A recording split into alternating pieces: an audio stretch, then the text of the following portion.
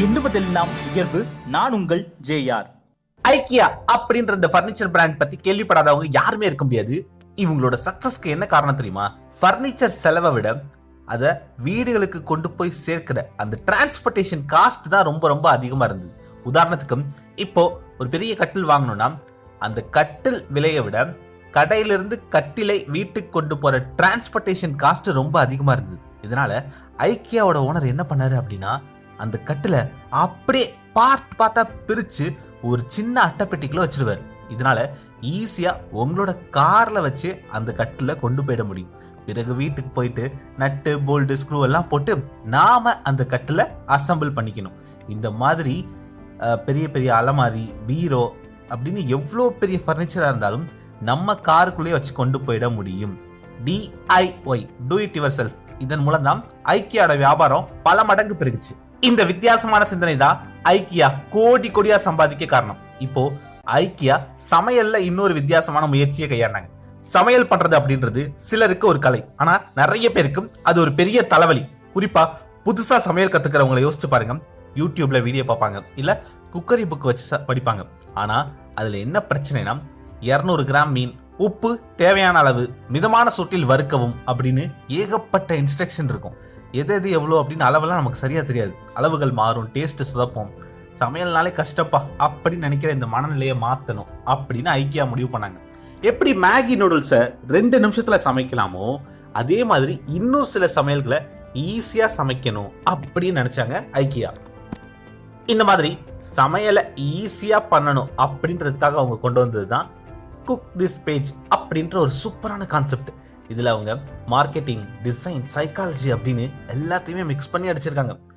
Parchment paper அப்படின்னு சொல்லுவோம்ல, packing பண்றதுக்கு யூஸ் பண்ற பேப்பர், அந்த பேப்பர்லயே எதை எதை எங்க வைக்கணும் அப்படின்னு வரைஞ்சே கொடுத்துருப்பாங்க. உதாரணத்துக்கு ஒரு மீன் படம் வரைஞ்சிருக்கும், அதுக்கு மேல நீங்க மீனை வைக்கணும், பக்கத்துல ஒரு ரவுண்ட் இருக்கும், அங்க கொஞ்சம் உப்பு வைக்கணும், இன்னொரு இடத்துல எலுமிச்சம்பழம் வைக்கணும். எதுவுமே நீங்க அளந்து போட தேவையில்ல. அந்த படம் என்ன சைஸ்ல இருக்கோ அதுக்கு மேல அந்த பொருளை வச்சா போதும். எல்லாத்தையும் வச்சுட்டு அந்த பேப்பரை அப்படியே சுருட்டி மைக்ரோ ஓவன்ல வச்சிட்டீங்கன்னா போதும். சுவையான சாப்பாடு ready. Simple, smart and fun.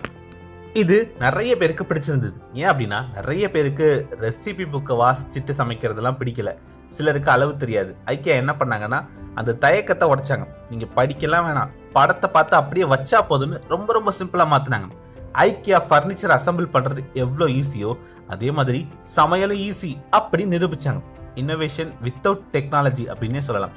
இன்னைக்கு எல்லாரும் ஏஐ, ஆப், QR கோடுன்னு போயிட்டு இருக்கப்போ அவங்க ஒரு சாதாரண பேப்பர்ல படம் வரைஞ்சு சமையலை ஈஸி ஆக்கிட்டாங்க இல்லையா?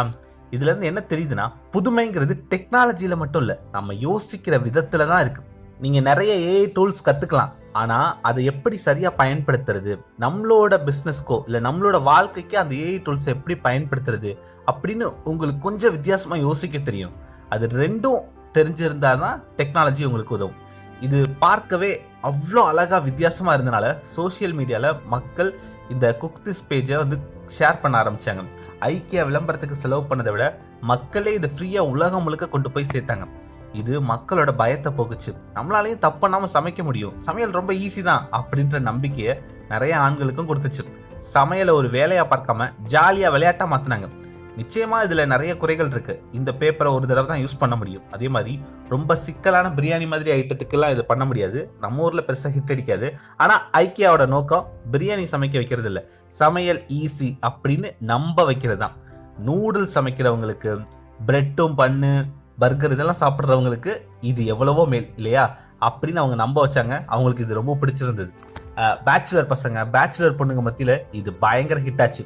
இதன் மூலம் ஐக்கியா அப்படின்ற பிராண்டோட விற்பனையும் இன்னும் அதிகரிக்கும். நீங்க ஒரு பிசினஸ் பண்றீங்கன்னா உங்க கஸ்டமரோட வேலையை எவ்வளவுக்கு எவ்வளவு ஈஸியாக்க முடியுமோ அவ்வளவுக்கு அவ்வளோ ஈஸியாக்குங்க. அப்பதான் உங்க பிராண்டு இன்னும் ஈஸியா ஜெயிக்கும். ஐக்கியா வெறும் ரெசிபியை விற்கல, அவங்க வித்தது நம்பிக்கையை. இந்த வித்தியாசமான முயற்சி மூலம் ஐக்கியா பிராண்டு உலகம் முழுக்க தெரிய ஆரம்பிச்சது. இந்த மாதிரி நிறைய கம்பெனிகள் பல வித்தியாசமான முயற்சிகளை கையாண்டு தங்களோட வியாபாரத்தை பெருக்கினாங்க. திங்க் டிஃப்ரெண்ட் அப்படின்னு நீங்க டைப் பண்ணுங்க.